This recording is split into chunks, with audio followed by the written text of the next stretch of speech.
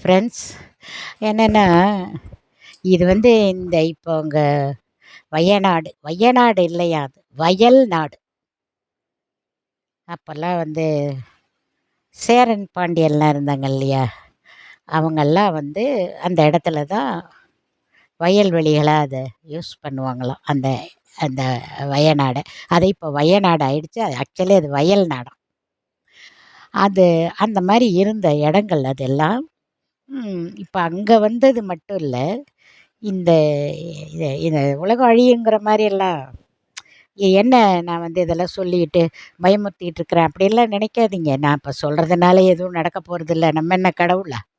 அதெல்லாம் ஒன்றும் இல்லை. இதை எல்லாரும் இந்த ஒன்றும் இல்லை ஒன்றும் இல்லைன்னு தான் இந்த வயநாட்டில் சொல்லிகிட்டு இருந்தாங்க. பயப்படாமல் தான் இருந்தாங்க. என்ன நடந்துச்சு இல்லையா? இது எங்கேயோ ஒரு மூலையில் நடக்குதானா? இல்லை, நடந்துக்கிட்டே தான் இருக்குது. எங்கே நம்ம இதில் சுனாமி எல்லாம் வரலையா? அந்த மாதிரி தான் இது வந்து இந்த இந்த முறை வந்து ஒரு யுகங்கள் தோண்டிக்கிட்டு தானே இருக்குது. அதில் வந்து இந்த முறை வந்து தண்ணியில் தான் இருக்குது அழிவுன்னு சொல்கிறாங்க. அது நம்ம கண்ணுக்கு எத்தாப்புல நம்ம கொஞ்சம் கொஞ்சமாக பார்த்துக்கிட்டு தான் வரோம் எல்லா விஷயங்களையும். இது என்ன இப்போ இந்த யூடியூப்பில் நிறைய பேர் சொல்லிக்கிட்டு வராங்க என்னென்னா, இது வந்து மெயின் பிக்சர் இல்லை, ட்ரைலர் தான் இது. வயநாட்டில் நடந்தது மழை இந்த தடவை வந்து ரொம்ப கடுமையான மழையாக இருக்கும் அப்படிங்கிற மாதிரி சொல்கிறாங்க. இங்கே தமிழ்நாட்டிலையும் இருக்கும் அது.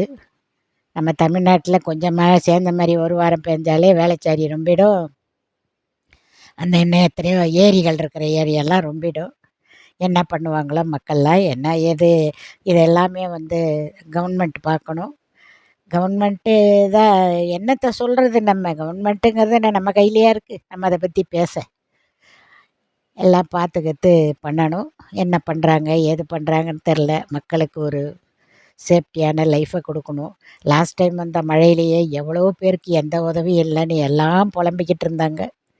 எல்லாரும் இங்கே சென்னையில் புலம்பிக்கிட்டு கதறிக்கிட்டும் கண்டமேனிக்கு திட்டிக்கிட்டும் பேசிக்கிட்டும் இருந்தாங்க. ஏன்னா அவங்க படுற கஷ்டங்கள்.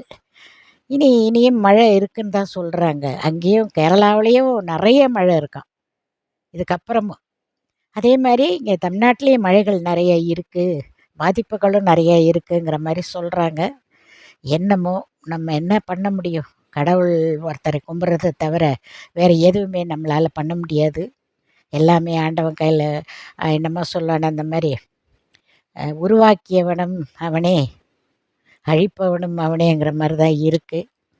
இதில் வந்து நம்ம யார் மனதையும் புண்படுத்த வேண்டாம். உறவுகளிடம் சண்டை போட வேண்டாம். ஒருவருக்கொருவர் அன்பாய் இருந்து கொள்ளுங்கள். அன்பை நோக்கி செல்லுங்கள். சண்டை வேண்டாம், சச்சரவு வேண்டாம், நகை வேண்டாம், பணம் வேண்டாம், கார் வேண்டாம்.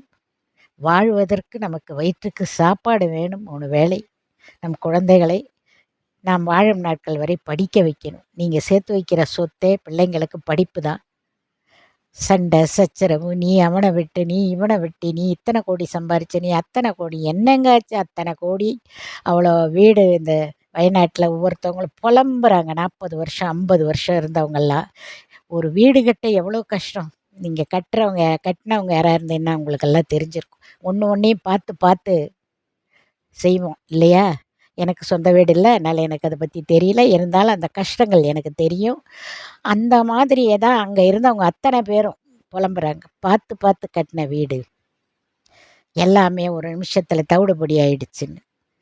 அதனால் எப்படியெல்லாம் கஷ்டப்பட்டு நம்ம எல்லாம் சேர்த்து கீத்து வச்சாலும் எது தேவையோ அதை மட்டும் வச்சு வாழுங்க. என்னோடய அட்வைஸாக இதை எடுத்துக்கோங்க. ஏன்னா இனி வந்து நம்ம எத்தனை காலங்கள் வாழ போகிறோங்கிறதெல்லாம் நமக்கே தெரியாது. எப்படி இருக்கும்? இது வந்து பயமுறுத்துகிற விஷயம்லாம் ஒன்றும் இல்லை. இது ஃபேக்ட். இதெல்லாம் நடந்துக்கிட்டு இருக்கு. நம்ம கண்ணுக்கு எத்தாப்புல இதெல்லாம் பார்த்துட்ருக்கோம். நம்ம என்ன 1000 வருஷம் கூட வாழலாம். கடவுள் விதித்தது. நாம் நடக்கும் முறைகளும் நாம் எல்லோரிடமும் அன்பு செலுத்தி ஒருத்தருக்கு ஒருத்தர் வீட்டுக்குள்ளேயே சொல்கிற மாமனார் மாமியார் அம்மா அப்பா கணவன் மனைவி குழந்தைகள் யாரும் ஒருத்தரோடு ஒருத்தர் சண்டை போட்டு கொள்ள வேண்டாம். அக்கம் பக்கம் எல்லாரையும் தோழர்களாக அனுசரித்து எல்லாரும் ஒற்றுமையாக இருந்து, என்னமோ சொல்லுவாங்களே, என்னமோ சத்யவான் சாவித்திரி வந்து கணவனை காப்பாற்றி கொண்டு வந்தான்னு. ஏன் அது நம்மளாலேயே முடியாதா? நம்ம அன்பாக இருந்து நம்ம மக்களுக்கு நமக்கு வர்ற கெடுதல்களை நம்மளோட அந்த அன்பு சக்தியால் எல்லாத்தையும் தடுத்து நிறுத்தலாம் அப்படின்னு நான் நினைக்கிறேன். நீங்களும் அப்படியே நினச்சி வாழ்வதற்குண்டான வழியை தேடுங்கள். இது என்னுடைய தாழ்மையான வேண்டுகோள். தவறாக எதையாவது நான் சொல்லியிருந்தால் மன்னித்து கொள்ளுங்கள். நான் சொல்லிக்கொண்டே இருக்கிறேன், புலம்பிக் கொண்டே இருக்கிறேன். மீண்டும் நான் உங்களை சந்திக்கிறேன். நன்றி, வணக்கம்.